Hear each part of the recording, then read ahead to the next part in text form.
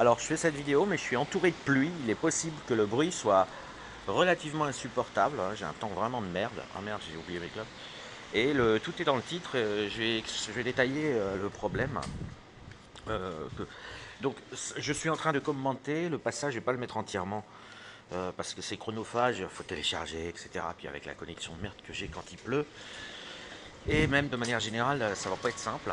Donc je commente le passage, les interventions de Renato, de 2h à 2h30 environ dans ton space, enfin dans, je dis ton space Renard, je fais comme si je m'adressais à Renard. Bah, c'est simple, j'ai cliqué puis j'ai réécouté le rec. Hein, et donc il se trompe vraiment sur le fait qu'on n'est pas d'accord avec lui. Et je ne comprends pas pourquoi, je comprends pas bien ça. Il y a un petit désaccord extrêmement ontologique quand on va chercher, mais là ça ne concerne pas les gens du soleil, ça concerne vraiment les gens qui ont travaillé sur le sujet, quand on va chercher la qualification des choses qui enferment dans l'islam, puisque il pourrait donner l'impression de dire qu'il n'y a rien d'autre que l'identitaire, l'affectif. Et ça, j'ai déjà fait des vidéos sur ce petit désaccord, mais c'est un désaccord qui se trouve très très largement en aval ou en amont, peu importe. Enfin, c'est un désaccord ultra. Quand on plonge dans la recherche des solutions, dans l'analyse psychiatrique, avec ou sans diplôme, on rencontre ce désaccord. J'ai même refait une vidéo hier soir où j'expliquais la relation à l'enfer qui n'est pas celle que laisse supposer Renato concernant enfin, c'est la vidéo qui s'appelle la théorie de la crotte précieuse ou de la crotte de la grand-mère. Donc lui, il est sur la crotte de la grand-mère, ce qui est une théorie tout à fait valable. Encore une fois, il se trompe en pensant que les gens ne sont pas conscients ou ne seraient pas d'accord avec cette théorie de la crotte de la grand-mère. Donc voilà, c'est pas qu'il se trompe sur ce qu'il dit, c'est qu'il se trompe sur le fait qu'on ne l'a pas compris, qu'on n'a pas compris son point d'insistance. Et par ailleurs, j'ai croisé, mais bon, ça c'est le jeu du militantisme idéologique, j'ai croisé récemment, mais ça n'est pas arrivé souvent, puisque ça fait quand même un an ou deux, qui répète sans cesse ça en faisant semblant de s'opposer à moi, par exemple, sur ce point, sans jamais vraiment expliciter que par l'existence du X sur lequel il insiste, il nierait l'existence du Y. Alors il l'a fait récemment, mais je pense que c'était une outrance intellectuelle de combat, et non la volonté de dire que le Y il n'existe pas. J'ai répondu, j'ai fait des vidéos détaillées, c'est assez facile à voir.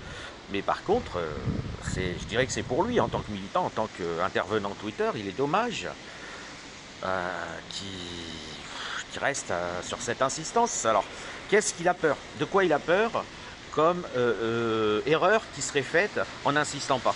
C'est ça la question que je me pose. Il a peur que les gens confondent l'islam avec le communisme ou le nazisme. Enfin, je sais pas, il n'y a aucune confusion possible. Par ailleurs, le nazisme existe encore. Donc là aussi, ça va un peu à l'encontre de ce qu'il dit, mais c'est vrai que c'est discret parce que c'est extrêmement surveillé et combattu sans ménagement par les pouvoirs publics des différents pays. Après, ça dépend des pays. Hein. Mais alors, il a complètement oublié que le communisme, ça nous empoisonne encore totalement. Enfin, je veux dire, et puis c'est très très profond. Je vois pas pourquoi il dit vous avez l'illusion qu'on va combattre l'islam aussi facilement que le communisme. Le communisme, excusez-moi, mais c'est toute la gauche. Hein. Parce que l'idée que la gauche serait socialiste, c'est un peu. Voilà, il n'y a qu'à discuter avec des gens de gauche, vous verrez au fin fond d'eux, ils idéalisent l'idée que c'est une société finalement communiste, le but final. Et il y en a même qui s'avouent très très fièrement staliniens, alors que Staline est aussi monstrueux que Hitler. Voilà, donc je suis étonné qui considère que le communisme a été battu en brèche. On n'est jamais du tout à l'abri. Après, c'est vrai que comme il ne propose pas de solution, mais ce n'est pas le cas non plus de l'islam, au problème économique, sa candidature est souvent rejetée par les démocraties. Et même quand elle ne l'est pas, les propres gagnants, les leaders du communisme intime, si j'ose dire, font des politiques à la François Hollande, des politiques de gauche timides et de partis de gouvernement. Ensuite, alors là, j'ai deux bons barbus qui ne sont pas très loin, donc je ne vais pas parler très fort. Ensuite, si vous regardez la petite phrase que j'ai mis, bon, c'est du latex, j'ai cherché un compilateur, mais j'ai eu la flemme, j'allais pas passer 2 heures. Un compilateur en ligne avec téléphone j'en ai pas trouvé. Voilà, j'ai pas réussi à compiler, mais ça change rien vu. Le tout, c'est une flèche qui pointe vers la droite. Ah, j'aurais pu utiliser des smileys d'ailleurs. Le tout après l'anti-slash. Et le fort rôle, ça veut dire quel que soit. Donc effectivement, par son discours, Renato, il pointe que tant que l'islam reste une boîte noire, ce qu'il est pour lui, hein, parce que ce qui est pour d'ailleurs, il n'y a pas de livre sur l'islam à part voyager pendant des années en atmosphère islamique, il n'est pas possible de connaître l'islam de l'extérieur. Et donc je ne pense pas que Renato le connaisse de l'extérieur. Bon, il connaît les grandes tendances, les symptômes cliniques de la maladie, mais voilà, moi je reste assez prudent quand on écoute des gens qui n'ont pas passé 10 ans à l'intérieur. C'est pas quelque chose qu'on peut décrire de l'extérieur facilement. Donc ne connaissant pas, il va le traiter comme une boîte noire, comme un ensemble de mécanismes. Et il va y avoir trop d'éléments dans l'ensemble, de mécanismes envisageables qui seraient l'explication des manifestations extérieures de l'islam, en tant qu'entité mondiale et en tant qu'entité française. Et du coup, il va arriver à la conclusion qui est absolument correcte, qu'on n'a pas de solution résolvant tous les problèmes de manière uniforme, c'est-à-dire avec la même solution, tous les supposés islams de la boîte noire, enfin remplissant la boîte noire de manière uniforme. C'est pourquoi il faut plonger dans l'islam et le détruire, et proposer une solution qui marche quand on le connaît. Et ça, c'est quelque chose, effectivement, c'est la différence entre... Enfin, c'est une fonction qui n'est pas constante. L'ensemble des X qui pourrait être l'islam détaillé, vous n'avez pas une fonction... ensuite, on dit f de x, ça éradique x. Bon, f ne peut pas être constante. C'est ce qu'il prouve, hein, il prouve que f ne peut pas être constante. Mais oui, mais il n'y en a qu'un islam, donc il faut regarder seulement une solution pour eux. Et c'est là qu'il faut analyser ce que c'est.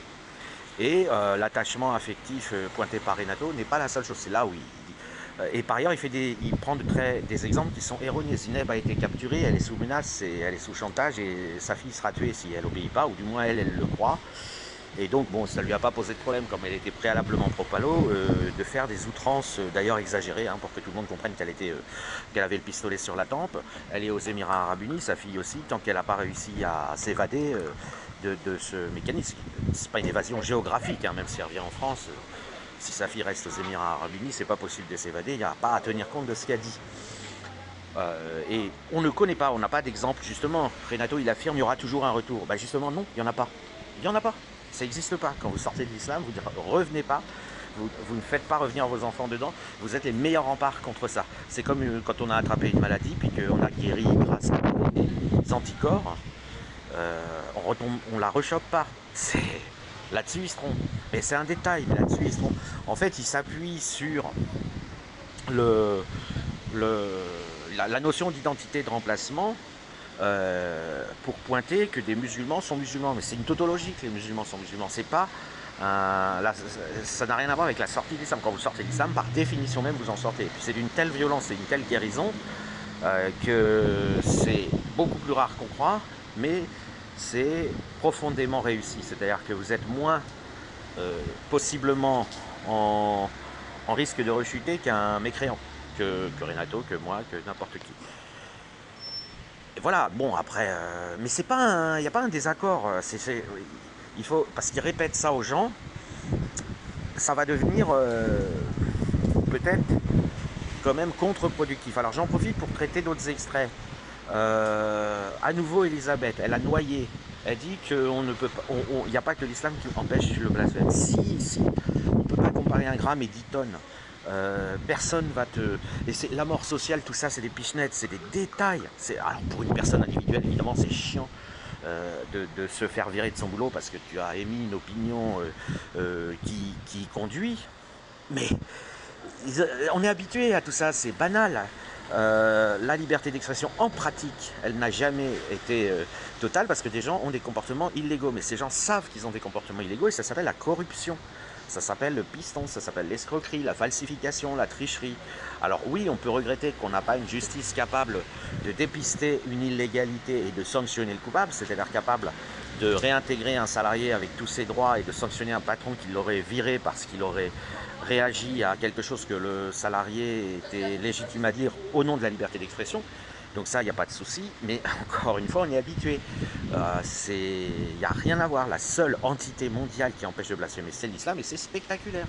C'est l'égorgement avec un film, et plus personne blasphème. Alors que des gens qui se font virer de leur boulot un peu inconséquemment parce qu'ils ont ouvert leur gueule, il y en a plein, et on en parle. Et c'est des choses qui s'améliorent doucement. C'est pas... voilà. Donc là, Elisabeth, elle essaye de faire apparaître la terreur de l'islam comme quelque chose qui ne serait pas une exclusivité de l'islam et qui dit qu'il y aurait plein d'autres entités qui, au fond, commettraient les mêmes entraves à la liberté d'expression. Non, il n'y en a pas. Bien sûr, il y en a, mais elles pèsent 1 gramme à côté de 10 tonnes. Alors, si vous les additionnez toutes, vous atteindrez peut-être 2 kilos. Mais ça n'a rien à voir, 2 kilos et 10 tonnes. Et donc là, c'est une erreur. Mais c'est une tendance générale. Ensuite, il y a quelqu'un, je ne sais pas si c'est Isabelle ou Yann peut-être, c'est Yann, qui a dit... après, je ne suis pas certain que cette vidéo va être de grande qualité vu le vent que j'ai et le bordel qu'il y a. Et la pluie qui tombe, mais bon, je continue puisque j'ai commencé. Yann, alors Yann il dit oui mais non mais c'est pas si simple, il n'y a pas d'organisation, c'est pas vraiment l'islam, c'est des fous qui t'exécutent. Encore un amoindrissement, c'est faux. L'islam il n'a pas besoin de téléphoner à un mec, le gars qui a exécuté Samuel Paty c'est un milicien, il faut le voir comme ça, c'est un milicien en bonne et due forme de l'islam qui a accompli son devoir islamique. C'est pas parce qu'il n'a pas téléphoné et qu'il n'a pas reçu, tu le feras à 15h14, puis tu viendras toucher ta paye et on te fera un versement sur... C'est absolument pas un critère. L'islam est une entité négantropique de par sa nature. C'est-à-dire qu'ils appliquent tous le même logiciel et ces exécutions sont systématiques. Sauf si elles échouent, comment dire, par la force, parce que c'est trop dur de retrouver la personne, elle est trop anonyme, ou le logiciel a d'autres priorités. Mais il n'y a pas, c'est une erreur de traiter ça comme, c'est pas vraiment l'islam, c'est qu'il y a aussi beaucoup de fous sur terre, je ne sais qui, je ne sais quoi, c'est... Non, non, tu caricatures Mohamed publiquement, t'es exécuté, c'est l'islam qui t'exécute. Le fait que le logiciel il ait recours à ce qu'on pourrait appeler des random mécanismes, ça ne change rien. C'est absolument banal aujourd'hui pour tester si un nombre est premier. En pratique, on va beaucoup plus vite avec un random mécanisme. Il existe des algorithmes déterministes, mais en pratique, ils ne marchent pas bien. Même s'ils sont parfaits, il faut beaucoup de temps pour les exécuter. Et donc on a recours à, quand on a des grands nombres, pour tester s'ils sont premiers, on a recours à une méthode random qui ne dit pas si le nombre est premier ou non, qui vous dit juste s'il y a 99% de chances qu'il soit premier. Puis vous recommencez et au bout d'un moment vous êtes à peu près sûr. Enfin d'un niveau de certitude. C'est exactement pareil pour l'islam. Vous avez 0,032 chances par item, par agent de l'islam, par milicien de l'islam, que ce soit lui qui vous égorge, mais il y en a un nombre suffisant pour que la probabilité que vous soyez égorgé monte à 15 ou 20%. Et c'est parfaitement prévu, et c'est comme ça que l'islam marche, et c'est l'islam académique, on égorge les gens qui blasphèment, on les décapite. Simplement, le logiciel ne s'adapte pas à l'Occident, puisqu'il ne peut pas demander à un juge ou à la police d'attraper le blasphémateur pour qu'on lui amène sur un plateau pour qu'il l'égorge. Donc on s'y prend autrement. Mais c'est négantropique, c'est une entité connexe, c'est négantropique. Il n'y a absolument pas besoin de se passer des coups de fil, tout est déjà prêt. Voilà. Donc la personne qui a eu l'air d'innocenter un peu l'islam en disant oh ouais mais on ne sait pas trop, encore une fois ça noie le poisson.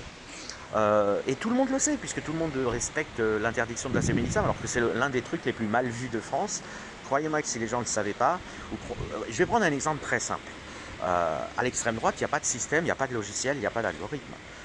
Mais de temps en temps il y a des fous qui font des tueries, des massacres. Est-ce qu'on a peur? Bah non, on n'a pas peur. Et pourtant, ils ne sont pas forcément très rares. Hein. Mais non, on n'a pas peur. Parce qu'effectivement, vous n'avez pas c'est pas bien défini et c'est pas automatique. Là, pour le coup, c'est des vrais fous. Le mec en Norvège, c'est un vrai fou. L'islam, ça n'a rien à voir. C'est un vrai milicien d'islam. C'est l'équivalent d'un flic en uniforme, mais pour la société islamique qui régit le monde entier. Et voilà, c'est dommage. Bon, bah, de toute façon, je vais arrêter là parce que l'environnement n'est pas bon pour le son, je pense.